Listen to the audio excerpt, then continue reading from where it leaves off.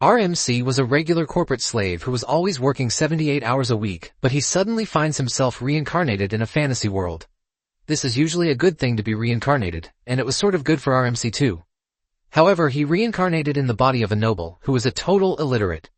To make things worse, he doesn't have any special abilities either. Nonetheless, he gets to enjoy a delicious meal and spend a good time while bathing because he has maids tending to him. He is termed the son of a count, who does nothing but eat and play all day. He is enjoying himself so much that he doesn't even care to ask the name of the world where he has found himself. While the maids are bathing him, they tell him to go to bed early because his brothers will be returning the next day. Our MC is confused when the maid says this, and the maids believe that he is joking around. They tell him that his brothers are Leo and Tonio of the Palacio family. The moment he heard the Palacio family, he realized that it sounded pretty familiar. The moment it clicks in his brain, he pushes his head into the water in frustration because he has somehow found himself in psychedelia. Back in his past life, there was a game that he managed to find time to play. And this game was Psychedelia. It was a turn-based RPG where no matter which route the player took, the moment the 5 great sins appeared, the kingdom, the nobles, the cities, and everything came crashing down. The 5 great sins, which are what everyone knows, are greed, wrath, sloth, pride, and obsession. These 5 laid waste to everything, and among the destroyed houses is the Palacio County. The eldest son of the house is Leo, and he is known as the king of prostitution, while the second son, Tonio, is known as the drug king. The family was a bunch of trashy nobles who appeared in a side quest before the main story even began. Our MC cannot believe that he just found himself in the very first place that was crushed by the 5 great sins. In addition to how things are not going so well for him, he is reincarnated as the third son of Palacio County, a mob villain, Elon Palacio. Elon lies on his bed watching in horror, while also praying to be sent back to his old trashy life because it most likely is better than the fate he is about to suffer. With tears in his eyes, he wonders about the purpose of a life that would be snuffed away from him in 10 years. In fact, he believes that it feels worse than having his wages withheld from him for an entire 6 months. He wonders why, as a reincarnated person, he doesn't even get a single perk to help save his life. Suddenly, it dawns on him that he has a perk at his disposal. And this is knowing about the contents of the game that takes place 10 years in the future.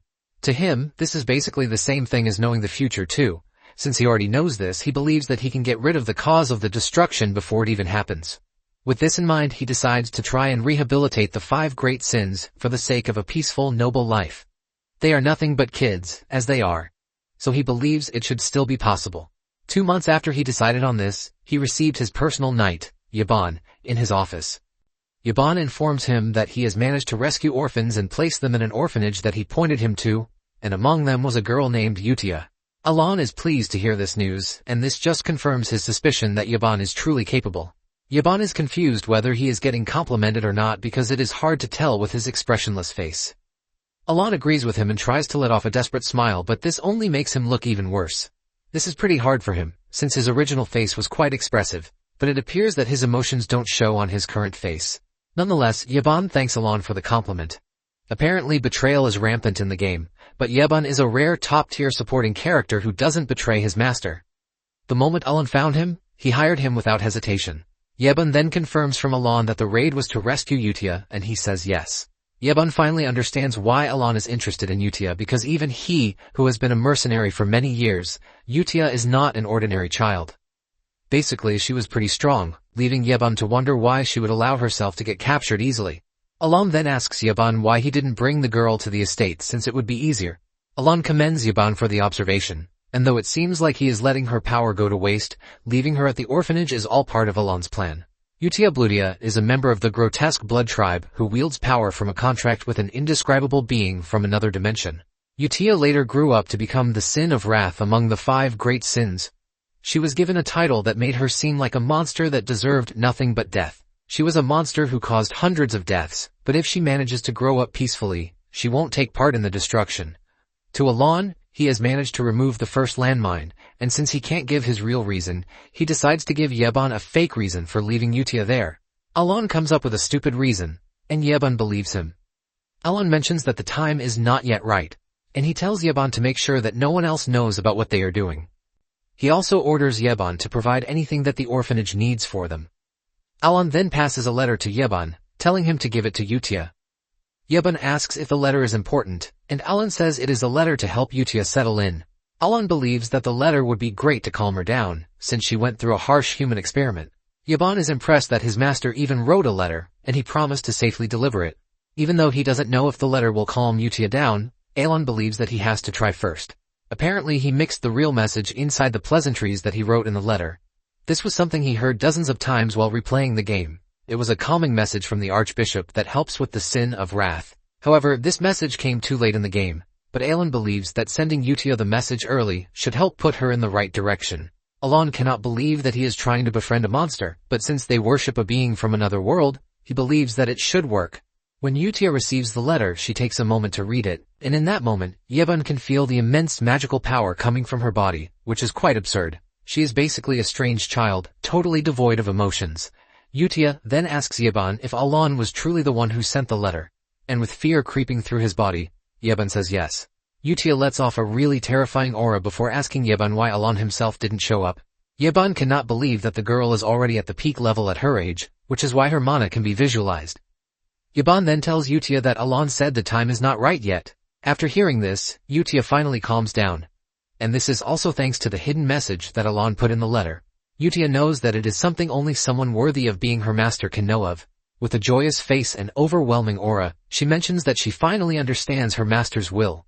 Meanwhile, Alon, in his bed, is thinking of how he can make sure that he gets the next person on the list to help increase his seemingly short life. Soon afterward, Alon is in the library trying to get clues on the third sin when Yeban rushes in to tell him that he has managed to rescue the second sin that he mentioned. Even though he looks utterly exhausted, Alon asks Yeban if he treated the kid right.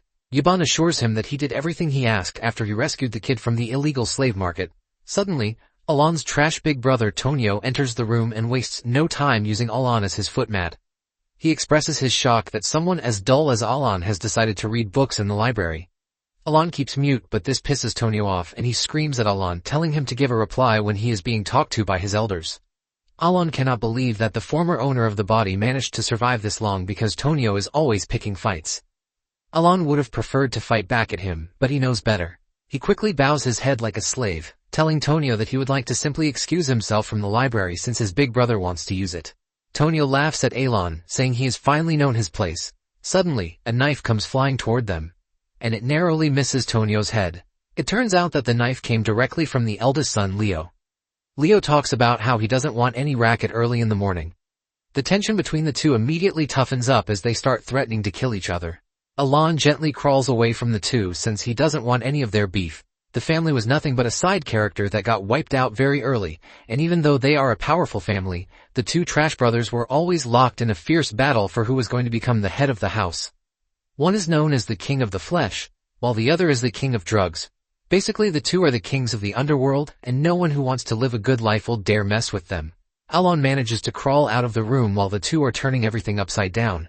Alon figures out that the best thing for him is to live as an incompetent trash if he ever wants to live long. Alon returns to his room and gets on his couch to rest. On the other hand, Yeban wonders how such an incompetent-looking person like Alon is able to uncover human experiments. Alon is someone who looks really frail, who can't even take care of himself. But for some reason, he knows about secret foreign affairs. Nonetheless, he considers Alon a really peculiar person. The last child he rescued is considered really dangerous, with powers that are considered to be world-ending. Basically, he was rescued in the kingdom of Kallian, where there was an illegal slave market. With this, Alon has been able to rescue the second sin, Deus. After Deus was sold into slavery, he was abused and passed around endlessly. Because of this, he ended up becoming the sin of sloth, which is among the 5 great sins. After Deus lost it, he wiped out kingdoms in the most horrific way that one wouldn't even think is possible. Even most players were traumatized by how cruel Deus was in terminating his enemies. Because of how dangerous he was, Alon told Yeban to treat him gently. Yeban then asks Alon if the letter he sent to Udia is about the second child, and Alon confirms this. In addition to the important message in the recent letter, he also added extra important information to it. Alon had told Utia to take care of the child because he was frail, and just as her master ordered, Utia did the right thing. She walks up to Deus to help him out of his desperate mental situation, while telling him that he has been chosen by a great person. Utia told Deus that he would get his revenge against those who wronged him if he could serve Alon with the utmost loyalty. With Utia's help, Deus is able to unleash his power but also keep it under control. Alon, on the other hand, is panicking because he doesn't know where the third boss is. Suddenly, Yeban enters the room to tell Alon that the second son, Tonio, is dead. This genuinely shocks Alon because Tonyo shouldn't be dead yet. In no time, a funeral is arranged for Tonyo, and even in the hall, their father is seen having fun with girls, as if he is not bothered that his son just died. On the other hand, Alon finds it really suspicious that Tonyo died from an accidental fall because it didn't happen that way in the game. In the game, Leo struggled before he could finally kill Tonyo. However, things are different because Alon can clearly see Leo laughing over Tonyo's corpse. Nonetheless, Alon believes that the only thing he needs to do is make sure he rounds up the 5 great sins. A year later, everything at the house seems to be more stable than ever, since there is no cause for succession. And Leo has also taken over his brother's drug trade. During that 1 year, Alon basically became pen friends with Yudia.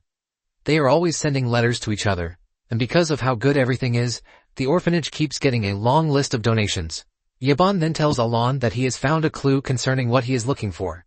Alon is pleased to hear this because it basically means an ancient record about the third boss. Alon is pleased that he has finally found the third boss. To Alon, it's a peaceful evening, but the same cannot be said at a certain drug distribution site. 2 high-ranking officers under Leo arrive at the warehouse to find dozens of their members drenched in their own pool of blood. The ones still alive begin killing themselves, as if they've lost control of their bodies. They push knives into their throats in the most horrific ways. The 2 officers soon find themselves sharing the same fate as their counterparts too. It turns out that the person behind this is Deus, and he is being supervised by Yutia. After they are done wiping out the bad guys, Deus asks Yutia if their actions even mean a thing, and Yutia assures him that it does.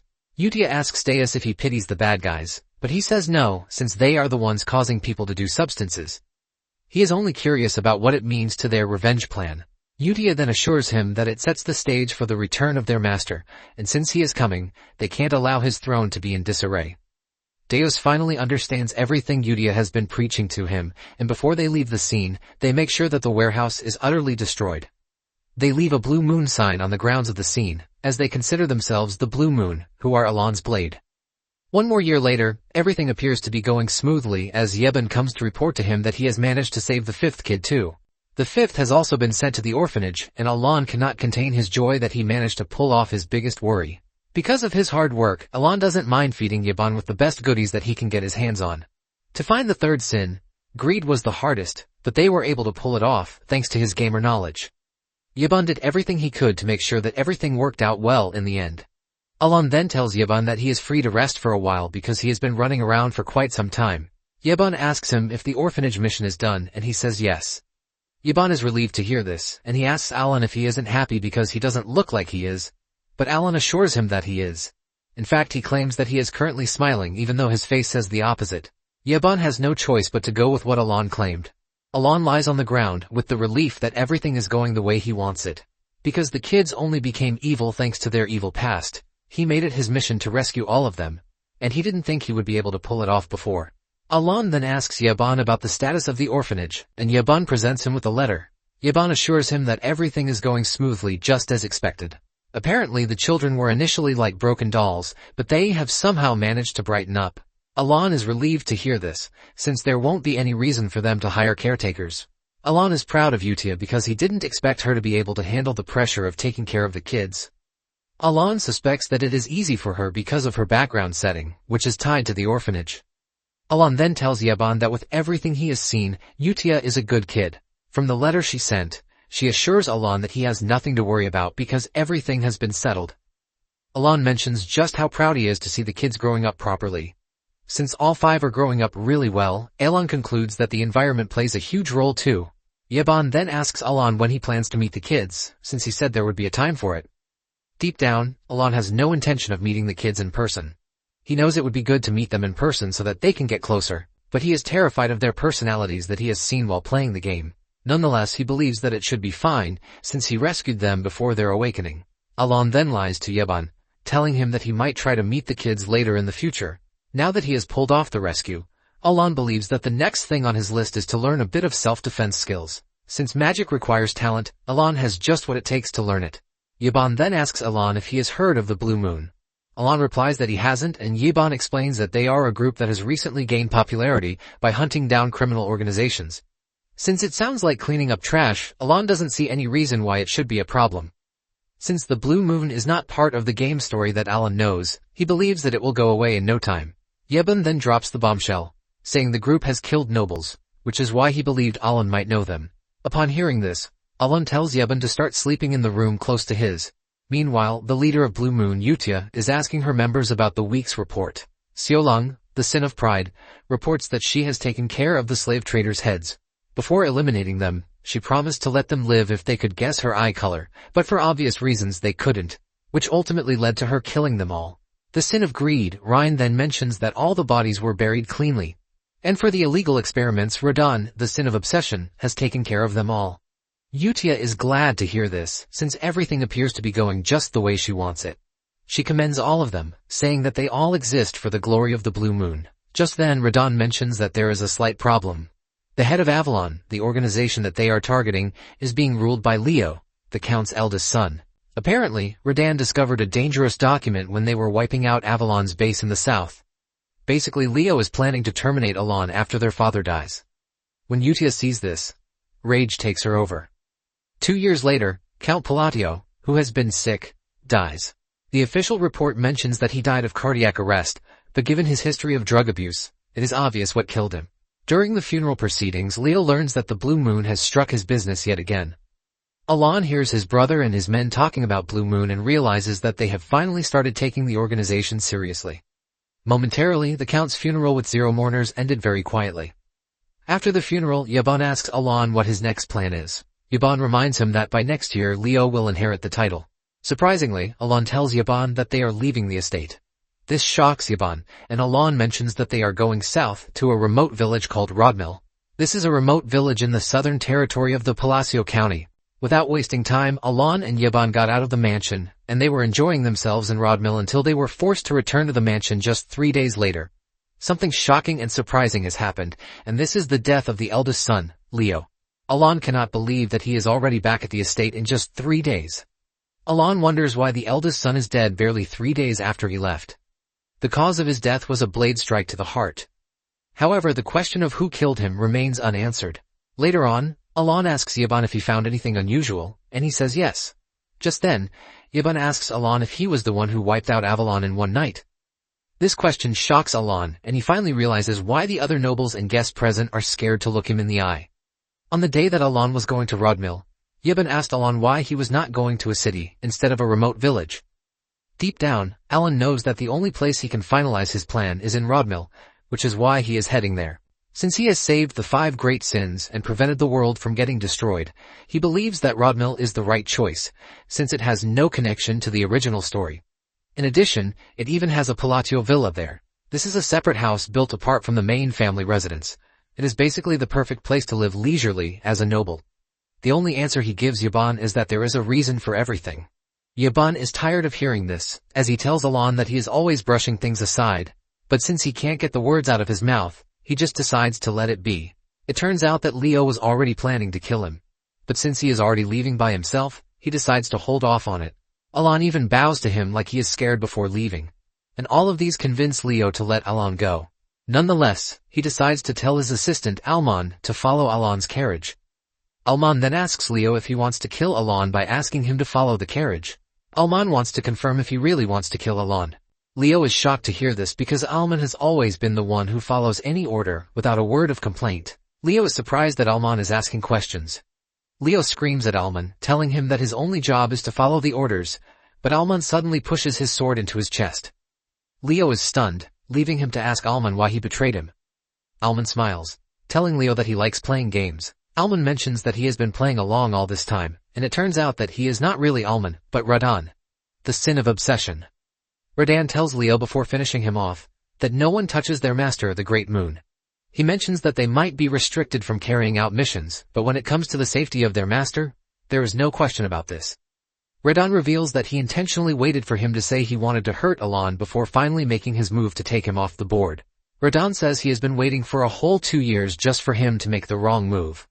While he is bleeding out, Leo tells Radon that he won't be able to escape from his men. Radon then replies that he just made the extinction of Avalon his prime purpose with what he just said. Radon shakes his head for Leo, saying that the Great Moon, Alon, really did give him a chance to live, but he ruined it. As usual, Alon woke up to a beautiful morning which he considers paradise because he can wake up anytime he wants, eat whenever he wants, and enjoy his life as a noble. Alon is enjoying himself so much that he thinks of starting a toast business. He is busy munching on delicious food when Yaban enters the room to tell him that he just got a message. Alon's food immediately becomes bitter when he reads the letter to find out that he is requested to return to the estate because his brother has just died. With just those simple words, his so-called paradise ended in just 3 days. In grief, he returned to the estate, and he noticed that everyone was reacting to him in a very weird way. This is when Yaban asks him when he became a mastermind, who was able to destroy Avalon. It finally dawns on Alon that he has found himself in some really crazy simulation. Alon then asks Yaban to explain the situation of how he became a mastermind to him. Yaban simply replies that he is the only one who stands to gain anything from the chaos. Yaban continues by saying Leo was murdered after they left the compound, which is a perfect alibi for him. In addition, this ultimately promotes him to the position of being the heir with no rivals.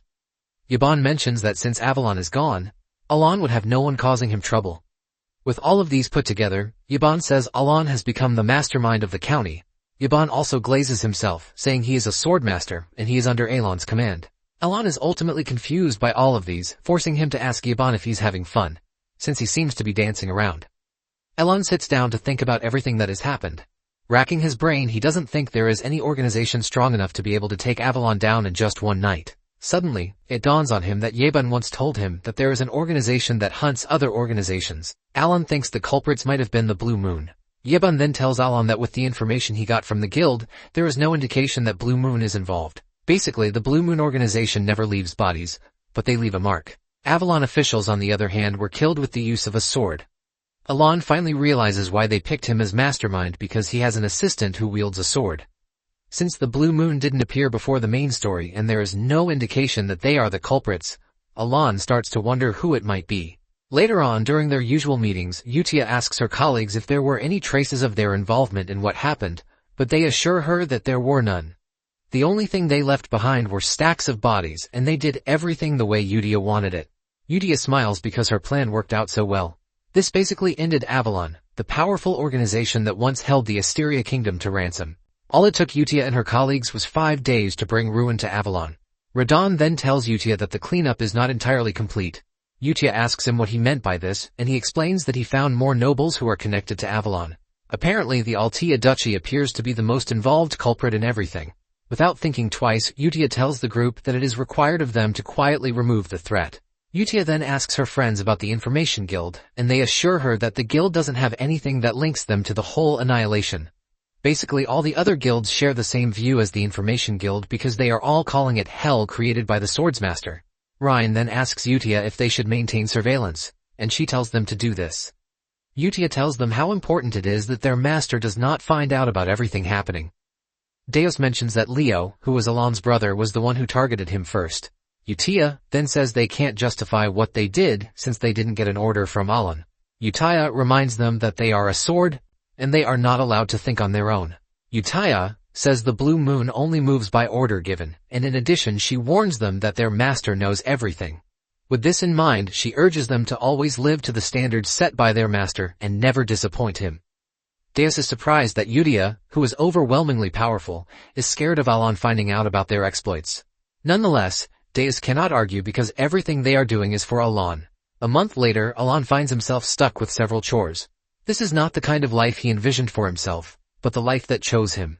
Because of Leo's death, Alon has earned himself a bulk load of resentment. Surprisingly, Leo's death is not supposed to happen until 6 years later. Because of the entire family's sudden death, all the work fell back to Alon. To make things worse, everyone is working so hard and delivering their projects right on time.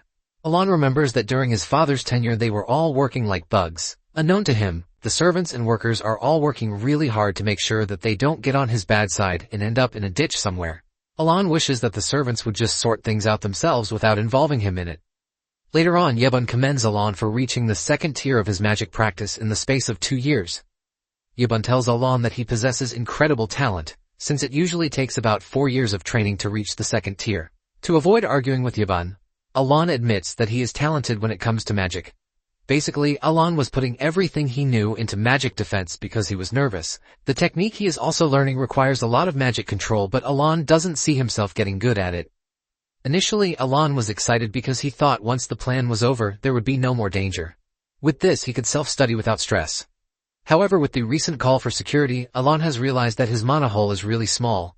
Basically, the mana hole one is born with is like an athlete's body time. which is fixed from birth. And when it comes to Alon's mana hole, it is quite small. It is too small because even his training can't cover it. Alon is thinking about his stressful life when Yebun informs him that a dance invitation has just arrived. Alon is surprised that he has been invited to a party dance, but he has no choice but to attend. Upon stepping into the hall, Alon complains that he is already tired. The party is a regular ball for networking among nobles, which is held in the southern region of the Asteria Kingdom. Alon also thinks of building connections with the ball party, since he will be the count soon enough. Alon figures out that having a good connection with other nobles might ensure his security in the future. Alon makes his move, but all of the nobles start to avoid him like he is some sort of disease. Yebun comforts him, telling him not to be upset, but Alon is not even upset. Alon already expected something like this to happen. Alon tells Yebun that he needs to excuse himself. Alon walks over to the drink table, while thinking about his move. Even though he is being avoided for being the black sheep, Alon is prepared to solve his current situation with the social skills that he claims he has secretly practiced. Upon picking up a wine cup, he walks to a lady while talking about how nice the drink is. He tells the woman that he would love to get some bottles to take home, and he tries to end the conversation with a smile, but just as expected, his smile looks horrible. With fear creeping through the lady's body, she tells Alon that she is going to tell her father to arrange it, and before Alon can say anything else, she runs off. Alon finds himself stranded, while the other guests in the house start whispering about how Alon must have threatened the innocent lady, forcing her to run away. In fact, they believe that Alon is worse than his late brothers. Alon tries to delude himself from the reality that the lady is scared of him, and he concludes that the lady must be shy. Yebun walks up to console Alon, and he mentions all the sacrifices he went through to try and make sure that everything comes out good. It finally dawns on him that the Palacio name is more dreadful than he even thought. Since the rumors have claimed that he had his brothers killed, he has automatically become the one person everyone doesn't want to associate with. Tired of the room, Alon tells Yebun that he needs to get some air. Meanwhile, Alon is being watched by a peculiar red-headed woman. Alon is reminiscing about his trash life on the balcony when a strange girl shows up, asking to speak with Alon. Alon is shocked that someone just spoke to him, and when he looks closely, it turns out to be Loria, the third daughter of the Altia ducal house. Alon is not entirely surprised that someone from the house is speaking to him. Alon remembers that the Altia family is one of the great villains of the game. They are basically the black sheep of the north. Alon figures out that whoever chose to speak to him is not an ordinary person. However, Alon wonders why he doesn't remember the girl, since he doesn't think he saw her while playing the game. Just then, Loria goes straight to the point, telling Alon that she needs his strength because she will soon be assassinated.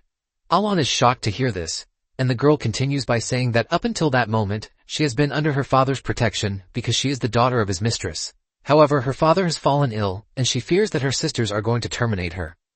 Alon finally realizes that it is all about survival, and then it dawns on him that he doesn't remember the girl because she died before the main story of the game began. Loria continues by pleading with Alon to help her, and Alon gives his reply saying he is not going to help. Loria continues by saying she is not asking for his help for free. Loria promises Alon half of the duchy if he can help her. Alon ignores her, saying he is leaving. Alon admits that Loria is in a tight position, but at the same time, he will also be putting himself in danger if he helps her. Even if he wants to help, Alon knows that he can't because, unlike the rumor, he is just a talentless dude.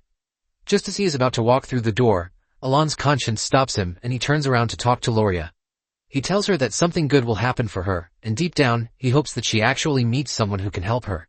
Meanwhile, the Sins observing Alon have noticed that Loria has approached him, and they deduce that telling Utia is the best option before acting. Ryan then tells Deus that he might not need to report the situation since Loria is the only Altia who is not affiliated with the bad things that they are doing.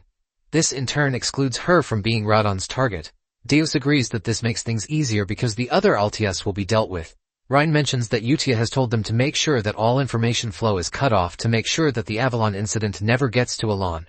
Alon is walking through the hall by his lonesome self when he is suddenly approached by the redhead lady. Alon is initially confused whether he is the one being greeted or someone else.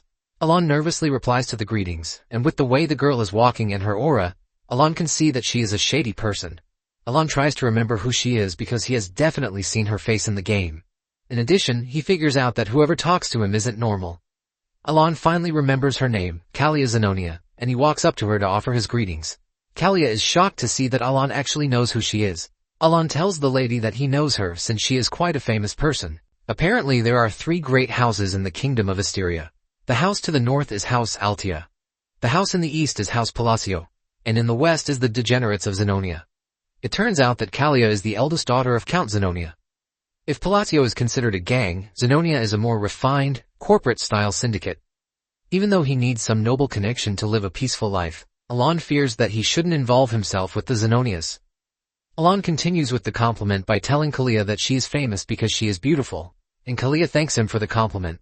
Kalia says she would like to talk more, and Alon agrees, but mentions that there are lots of eyes watching them. Deep down, Alon just wants the lady to let him go his way. Kalia smiles, saying Alon is just as the rumor said, but she lets him know that she would like to see him again. Alon is surprised by this, leaving him to wonder what the lady meant by it. Meanwhile, Deus and Ryan are still monitoring the situation, and it appears that something more concerning has come up. Deus tells Ryan that there is a weird dude who is tailing Alon. Since there are no direct orders concerning this, Ryan suggests that they observe, but move to elimination if needed. Later on, Alon and Yeban head to a canyon that Alon has reportedly been looking for. Yeban is skeptical about the whole thing, and he tries telling Alon that the insides of the canyon are dark even though they are in broad daylight. Alon, on the other hand, is rejoicing that he has finally found his objective. He prays that he is at the right site because he might as well fall into depression if it turns out to be the wrong one. Upon entering, Alon is relieved to see that it is exactly what he was looking for. Basically, it was easy to find in the game, unlike what he just went through to know its location. Alon apparently came to the canyon because of a certain labyrinth, the Labyrinth of Whispers. If he can solve the riddles in 8 chambers, he stands a chance to win a valuable artifact as his reward. Since he still remembers the whole walkthrough, he believes that it is time he savored the joy of level 1 grinding. Alon is blown away when standing at the entrance of the labyrinth, since it is his first time seeing it in real life. Yeban then mentions that the canyon appears to have been built by hand, leaving him to question how Alon knows the place too. Alon casually mentions that he comes here often, and this shocks Yeban. Realizing that Yeban is already overthinking it, Alon tells him that he is only kidding. Upon stepping into the labyrinth, they encounter several monsters hanging from the roof, waiting for them to get the riddle wrong so that they can be crushed. While Yeban is freaking out, Alon remains calm, and this shocks Yeban. Alon just focuses on the riddle, while Yeban is racking his brain on how he has failed several times in trying to figure Alon out. Yeban thinks deeply about it, and he realizes that none of the missions that they have conducted have ever been related to each other. From taking down an evil organization to saving a slave to paying off someone's debt, to helping an orphan, and several others like it. This makes Yeban question how Alon knows the labyrinth when Alon doesn't even leave the estate. Just then, Alon mentions that he has gotten the riddle right, but they need to wait for the giant hand to finish its thing. Even though Yeban is curious about Alon, he knows that something good always comes out of every mission that they undergo. The door starts to open, leaving Yeban to wonder what exactly Alon is planning again. When the door finally opens, they are met with countless treasures sitting in the large room. Standing in the distance is a gauntlet with rings on it. Apparently, Alon's only mission is the black ring on one of the fingers. Yeban is surprised to see that this is their only goal because it appears to be totally useless. Alon retrieves the ring and realizes that it is too big for his hand, but he is taking it nonetheless. He tells Yeban to drop the treasures that he has packed because they would only bring trouble to them. As they leave the labyrinth, Alon assures Yeban that there is nothing dangerous on the way out. Alon is thankful for the walkthrough because it made things easy for him. Momentarily they run into a bit of a problem. A bunch of stone golems have blocked the way, and Yeban is already thinking of how he can get Alon out of there.